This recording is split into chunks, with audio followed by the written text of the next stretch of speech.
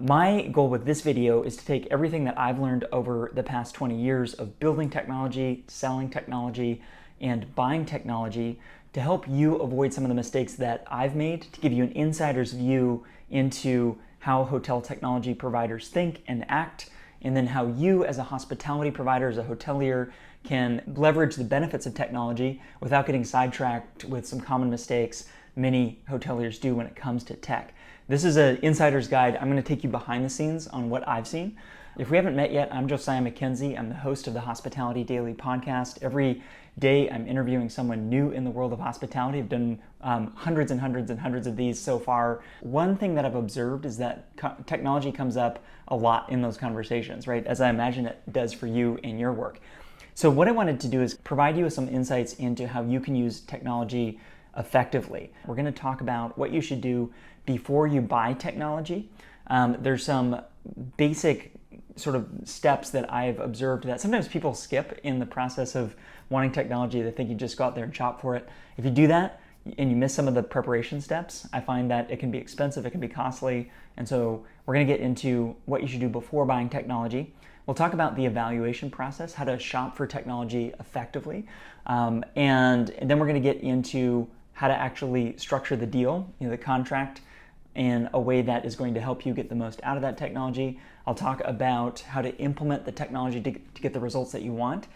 Just buying technology isn't going to get you that end state, that outcome that you're looking for. And so I'm going to walk through what I've seen working with tens of thousands of hotels around the world in terms of how to implement technology successfully and get that outcome you're looking for. And then finally, I'm going to share a couple insider secrets on how you can build strong, productive working relationships with hotel technology providers. There are some things I've learned over the years where you get almost VIP access if you do it right. So I'll get into that at the end. I'm going to be looking down at my iPad here because I was writing a lot of notes and thoughts over the past weeks about this, but I decided it was best not to release it as an article and instead do it as a video, because one of the things I love about videos like this one on YouTube is it can be interactive. And so I encourage you to drop comments into the comment section as we go here. I'd love to hear what your experience has been, what your thoughts are, what your questions are. My goal here is to provide a resource to help hoteliers navigate the world of technology. So why does technology matter? I am under no illusion that technology is kind of new to you. I'm not here to convince you to use technology, but I do want to share why it's important to spend time thinking about technology, investing in the use of technology. And that is, in my opinion, because technology is an accelerant of hospitality. If you think about what makes hospitality so special in kind of the biggest picture sense, it's really the care and attention of one human for another, right? Where hosts almost have this innkeeper's mindset where they're thinking about, what does this person need? How can I provide an experience service that help them meet the goals that they have for their trip, for the time that they are staying on my property, right? So there's a very timeless element to that I love about hospitality. But one of the things that, one of the opportunities that we have is use technology to enhance that, right? Technology at its best almost gives superpowers, right? It can provide superpowers. I won't say it always does, but it has the potential to. And I think it's that potential that makes this topic worth exploring. So in this video, we're going to get into a number of different aspects of technology. I'm going to share a little bit of context on myself and my background. And you can skip any of these topics, just use the chapter markers in the video here. But just to give you a little sense of where I'm coming from, I got into technology in high school. I taught myself to code, and I'm just fascinated by the power of technology. And I saw the power of creating something that you wanted, writing code, and then making something that could help hundreds or thousands or tens of thousands of people from that. So that was my entree into the world of technology. I was doing that throughout college. In college, I studied abroad. I fell in love with the world of travel.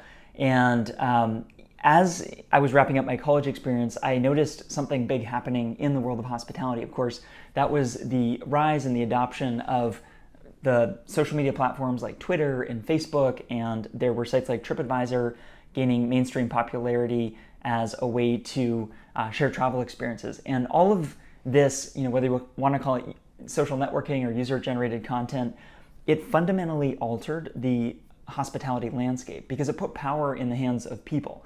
And if you think about something like TripAdvisor, it's been around a while now, but that was a game changer, right? Because you couldn't just get a piece of negative feedback on a survey or a comment card, throw it in the trash bin so that your boss wouldn't see it.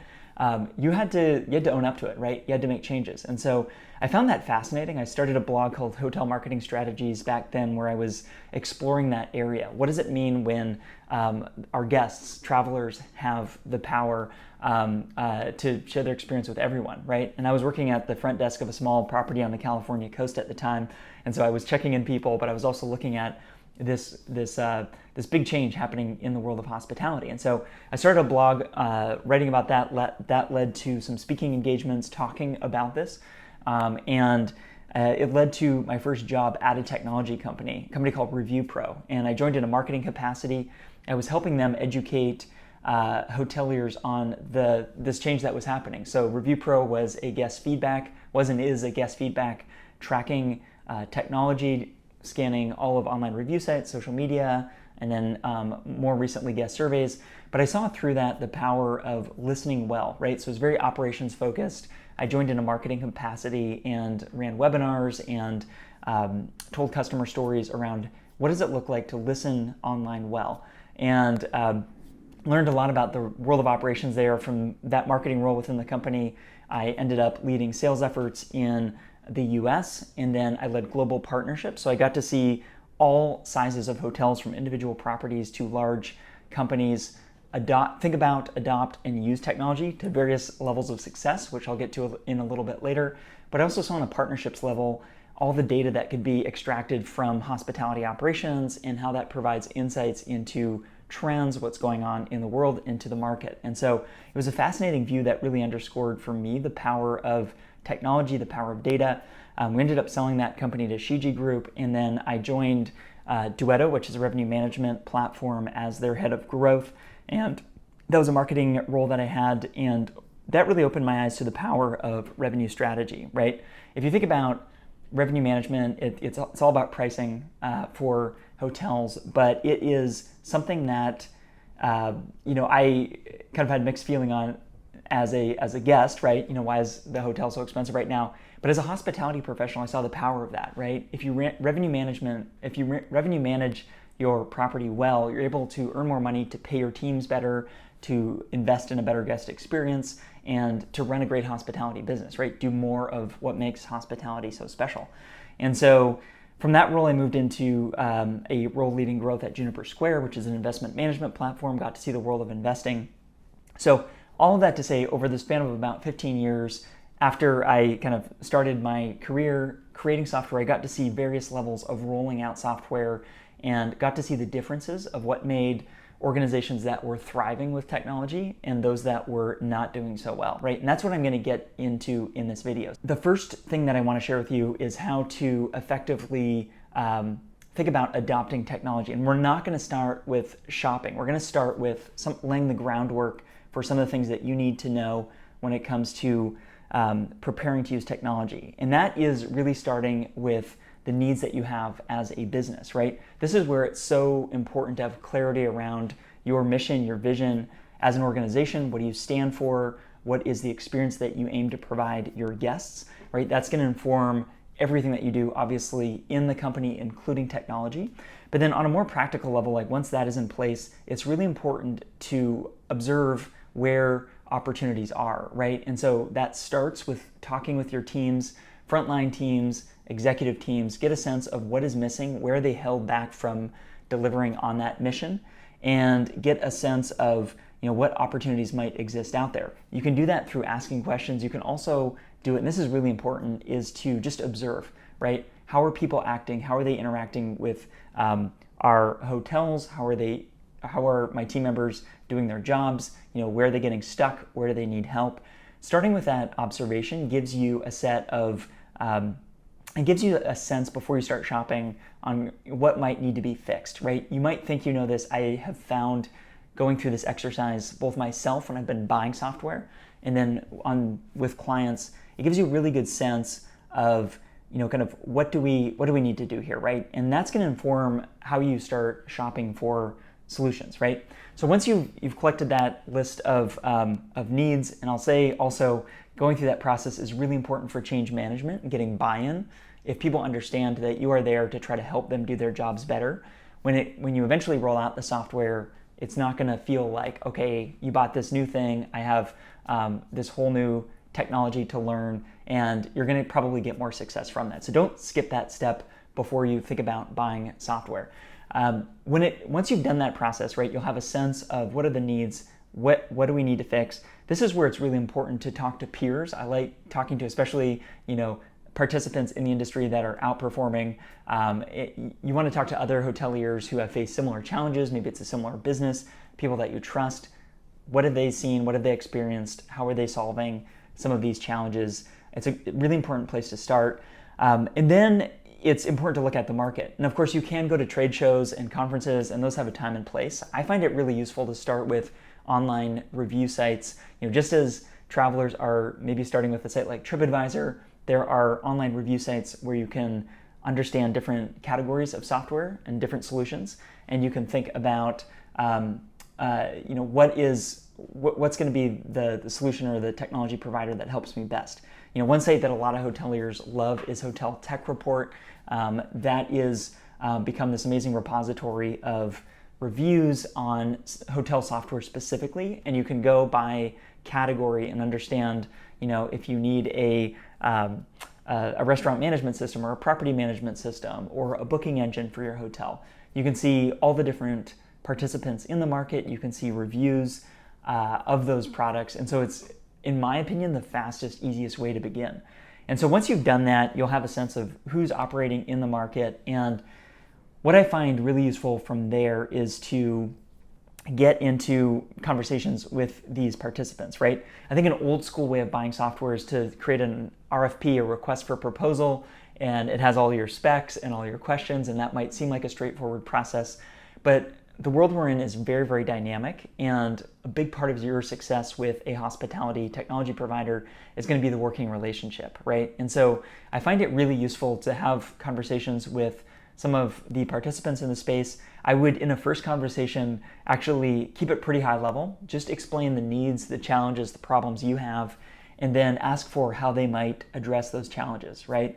As a former seller of software, I am very familiar with having a deck of here's what the company does, here's our offering, and that is, you learn a little bit that way, but it's much more productive in my experience, having sold and then purchased a lot of software, to go through the process of thinking, how might you solve my problems, right? And then in the course of that, you'll probably meet different members of the team, and a couple conversations in, you might get into actually looking at the software itself. But those conversations are really key. I think I mentioned a moment ago about how important it is to get different team members across your organization or around your hotel that will be using the software involved in the shopping process. This is really key, right? Because you want, again, to bring along these key people in the process so that if you do move forward with buying a technology solution, they feel like they've been part of the process and they're more bought in, right? They can also ask questions, right? It gives another perspective, another point of view. So that working relationship with your technology provider is going to be so important. It is such a valuable process, not only to shop for technology, but just to learn about the market. These technology companies spend so much in researching the problems that you're likely to be facing. They have so many conversations with others like you around the globe. And I found them to be a tremendous resource for understanding what's possible in the world of hospitality. So view them as such, right? I think if you just view technology partners as vendors, it sort of misses the point, and you miss out on some of the insights, some of the perspective that you could be getting, and insights that you can use to level up your own career, your business, right? So really, really important. I think, as you go through those conversations, you're going to get a sense of just their style of working with you. I think you're going to get a really good sense of their ability to articulate solutions to problems. Going through this process of evaluating different partners is really important, because it might look like from the outside you have a situation where all technology providers are very similar, and that is not the case. It couldn't be further from the case. I have found, even when buying market leaders in a category of software, these are some of the biggest technology companies in the world. There have been two solutions that initially looked very, very similar. Going through the process And I'll be honest with you, I've made mistakes in the past too of buying software from market leaders, and for whatever reason, it didn't work out because I had not done enough of this vetting, enough of this research. So I want you to try to avoid some of those mistakes that I've made and think about, what will be a partner here that can help us really drive results. Once you find a partner that you want to work with, then you need to get buy-in for approvals. What's been interesting in my experience as a seller is everyone has a boss, right? If you are a manager of a functional area within a hotel, you might be reporting to a general manager. If you're a general manager, you might be reporting to a management company or an owner. Owners are typically reporting to other investors that they have. If you're even, the CEO of a public company, you're reporting to the board, and you want to make sure that you're doing the right thing by your investors. And so everyone's reporting to someone, and I imagine that is true in your case as well. And the reason I mention that is because you need to make sure that you have a compelling case for moving forward with this partner that you think is going to be a good fit for you. If you've gone through this whole process we've described, you've done your research, you've identified pain points, you've done a lot of conversations with market participants, you've talked to your peers, you probably have a good case for moving forward with a partner that you want to work with. But this is where, going back to something I mentioned earlier, identifying the pain points and understanding the economic impact of those pain points and what happens if you don't move forward is really, really key, right? This is really essential for any strong business case, and it will not only make it more likely for you to get approval, for you to get the investment financially into working with this technology partner, it's also going to be really good for yourself. I think on a personal level, I've found there have been some situations when I have more discretionary budget, I can move forward and make a decision unilaterally. And even in that case, going through and making a business case for myself makes me more convinced, gives me a better sense of this is a good partner to move forward with. So going through that's going to really help you. I think something I found just technically on the contract, I'm not going to get into all kinds of negotiation topics here because it's outside the scope of this video, but for hotel technology, when you're signing contracts, it's really important to think about making sure that you have an out. I think, when I was a seller,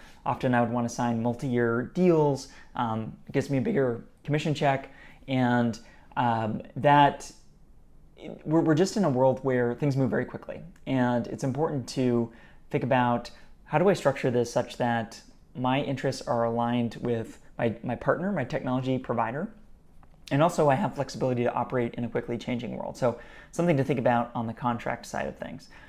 Okay, so you have gone through this whole process so far. You've identified pain points in your hotel, in your company. You have shopped the market. You've talked to peers. You have found a technology provider that is a good fit for you. You've signed an agreement. This is where I think one of the most important steps is, and that is the implementation, right? It's the implementation, it's the rollout of the technology, where the technology is either going to drive results for you or it's going to be set up in a way that doesn't end up driving those results. So I spoke a little bit earlier about how important it is to involve others in this process in identifying the challenges. The implementation is also a really key moment to bring people involved into the process and make sure that they're involved at key steps in the rollout of the technology. I find it really useful to work very closely with the technology companies' service teams or their implementation teams. In my experience, what I found is that many of the best technology providers have paid services that you can purchase on top of the software that you buy from them, and this is a really worthwhile investment. I've often, when I've been purchasing technology, end up spending as much or more on the services side of my partnership with them than on the software. And the reason I like working with the service teams at technology companies is that typically, this has been the case in some of the organizations I've worked in, is they are hiring some of the best, brightest, most talented hotel technologists, often people who have worked inside of hotels or hotel companies. They bring all of that operational experience, and now they work at a technology company, which gives them really close access into the ins and outs of the software, how they can get the most out of it. And so these are often very, very productive working relationships. And I find it's worth investing more upfront than trying to save a little bit of money and just do it all yourself, right? I like more hand-holding going through the implementation process. And especially with larger organizations, this is really key, because if you take this approach of rolling out the software at an individual hotel or a single restaurant, you want to do that really well. and so that you can take what you learned in that implementation and then scale it across the rest of your organization, right? And so however you decide to do things, I would spend a lot of time kind of in that implementation process, overinvest time into that.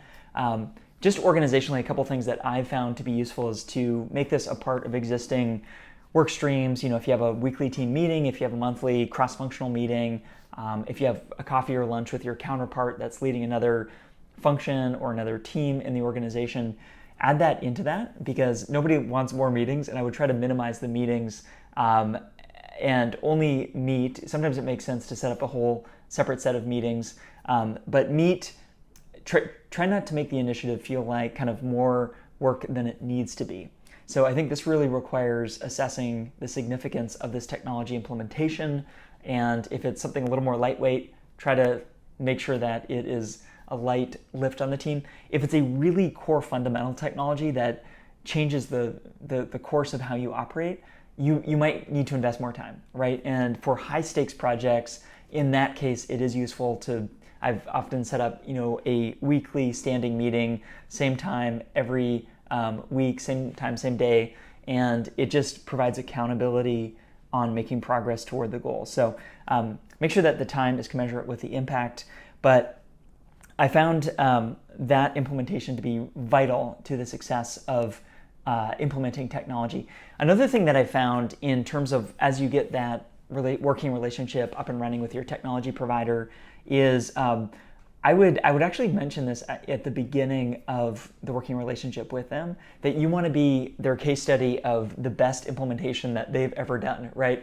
I know this as a marketer, somebody who's worked in sales. When you're in these technology companies, you really want to have partners that are getting the most out of your product, right? Because your company is investing so much into the technology, into the software, that you believe it can provide results, but you really need your clients, your customers, which is you, the hotelier, you need them to use it well, right? So they have a vested interest, but I find by being upfront, and I found this as I moved to become a buyer of software, if I'm upfront with them and say, hey, I want to be, the customer face of your company, I want to be in your case studies, I want to speak on your behalf, do webinars, things like that, I can guarantee you're going to get better treatment than if you're just sort of doing a standard implementation, right? You want to be the very best, right? You've invested so much of your own time, your own career into this, and you want to make it a success. And there's also a lot of potential for you here. I found on a career level, the people that I've worked with that have spearheaded projects that ended up making a big impact into their companies do really well in their careers. Their companies do really well. So it is a very high point of leverage in every way. It's worth investing in this. But I would really double down on this, right? Offer to be that case study for the technology company that you work with. Another, core thing is to join customer advisory boards if there's an option to do that. The best hoteliers that I've seen in using technology play a very active role in shaping the future roadmap of technology. They're very active. And so it goes beyond even just being kind of a customer face of a company. You want to be an active voice in the future roadmap of that product or that suite of products, where that company goes with technology. You think about it, these companies are typically quite well funded. They have whole teams of technologists, and they could build their technology and make it go in any sort of direction, right? And so being a voice in sharing what are you seeing in the market, what are you seeing with your hotels, is going to be productive for you, because if they're smart, they're going to incorporate the feedback that you're providing. You're going to end up with better technology, and everyone wins. I would love to hear your feedback on this. If you found this video helpful, hit that like button. If you have comments, I would love to hear what you thought about this. So drop those in the comments below. Let me know any questions that you have. I'll be looking at that comment section. Would love to answer any questions that you have from this, but I hope this was useful and you found it productive.